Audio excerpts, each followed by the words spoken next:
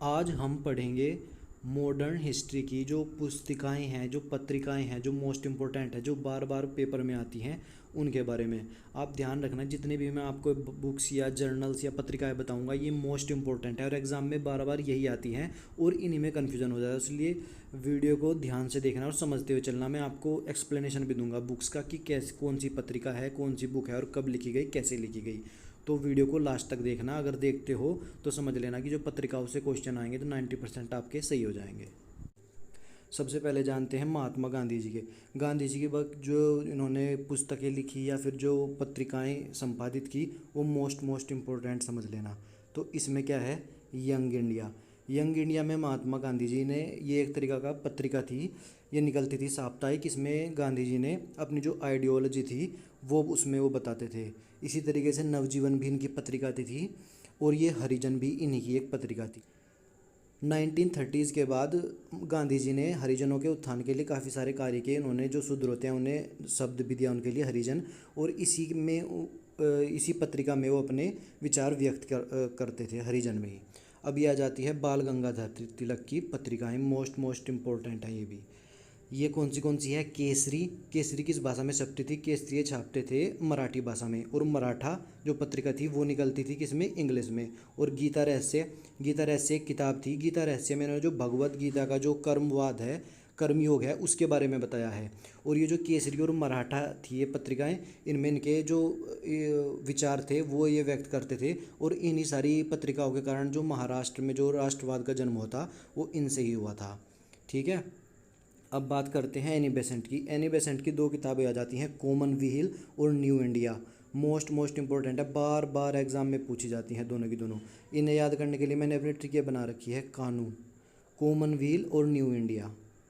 इससे याद आ जाता है क्योंकि इनमें कई बार कन्फ्यूजन रहता है। जैसे गांधी जी की है यंग इंडिया और ये एनी बेसेंट की है न्यू इंडिया। ऑप्शन में ऐसे ही फंसा के देते हैं और वहाँ पे गलत होता है, तो ध्यान रखना। न्यू इंडिया है एनी बेसेंट की और जो यंग इंडिया है वो है गांधी जी की। अब ये मौलाना अबुल कलाम आज़ाद हैं, जो इनकी दो पत्रिकाएं थे, अल हिलाल और अल बिलाग, ये उर्दू में छपती थी, तो इन्हें भी ध्यान रखना। अब चलते हैं अपनी नेक्स्ट।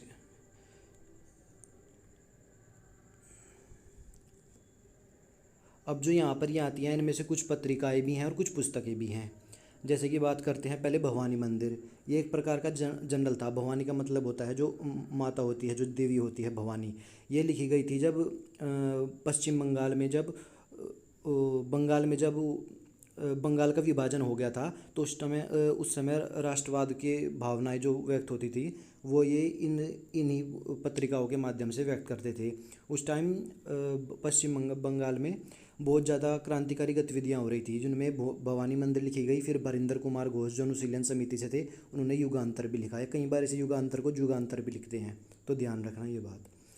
अब ये आती है पुस्तक बंदी जीवन। जो सचिंद्र नाथ सान्याल थे, हमारे बहुत महान क्रांतिकारी थे, और उन्होंने इन्हें सेलुलर जेल, जिसे काला पानी भी कहते हैं, अंडमान निकोबार में भेज देते थे अंग्रेज। वहाँ पर बहुत ज़्यादा कड़ी सज़ा होती थी। तो उस टाइम में इन्होंने अपनी जो जेल में है उसमें ये लिखी थी पुस्तक बंदी जीवन, सचिंद्र नाथ सान्याल। काफ़ी क्वेश्चन आता है ये। भारत माता किसने लिखी थी, अजीत सिंह ने, इसे भी ध्यान रखना। सोम प्रकाश, ईश्वरचंद विद्यासागर। इधर बढ़ते हम देखते हैं, ये है इंडियन स्ट्रगल। ये काफ़ी इंपॉर्टेंट है। ये किसकी है, सुभाष चंद्र बोस जी की।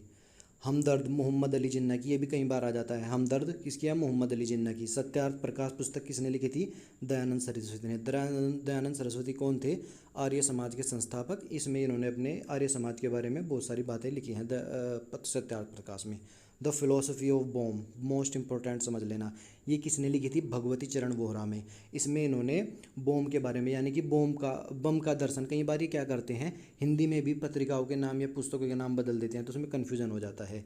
जैसे राजा राम मोहन राय ने लिखी थी अ गिफ्ट टू मोनोथियस्ट, तो उसे अ गिफ्ट टू मोनोथियस्ट भी लिख सकते हैं ये। और कई बार लिख देते हैं एक सर्ववाद का उपहार, तो ध्यान रखना। इसमें कई बार ऐसे देते हैं बम का दर्शन, मतलब वही है। राइटर कौन थे, भगवती चरण वोहरा। इसमें इन्होंने बम कैसे बनाते हैं इसके बारे में बताया था, ताकि क्रांतिकारी बम बना सकें और स्वतंत्रता का मार्ग प्रशस्त कर सकें।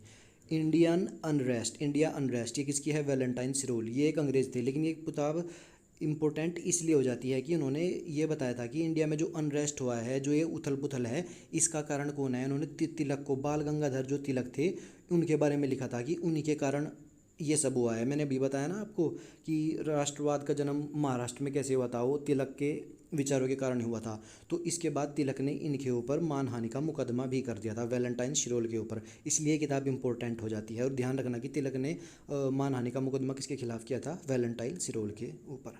अब चलते हैं आगे। अभी आ जाती है जैसे आपकी पहली पुस्तक है poverty and un British rule in India. ये लिखी है दादा भाई नौरोजी ने। ये भी मोस्ट इंपॉर्टेंट समझ लेना। क्यों? क्योंकि इसमें इन्होंने, दादा भाई नौरोजी ने बताया था कि किस तरीके से अंग्रेज भारतीयों का शोषण कर रहे थे। और इसी पुस्तक में इन्होंने सबसे पहले बताया था कि जो भारत की जो प्रति व्यक्ति आय है वो कितनी है। तो सबसे पहले भारत की जो प्रति व्यक्ति आय बताई थी वो दादा भाई नेहरू जी ने बताई थी। ये भी क्वेश्चन आ जाता है। और किस कहाँ बताई थी? इस पुस्तक में, poverty and un British rule in India.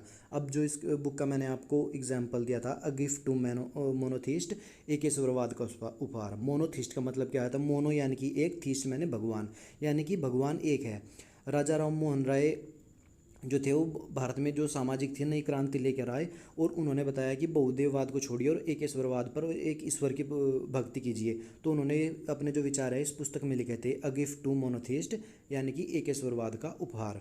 संवाद कौमुदी भी इनकी रचना है। ये भी मोस्ट इंपॉर्टेंट है, ध्यान रखना। अब आ जाती है आगे भारत एक खोज। इसे भारत एक खोज भी लिख देते हैं अंग्रेजी में, डिस्कवरी ऑफ इंडिया भी, पंडित जवाहरलाल नेहरू।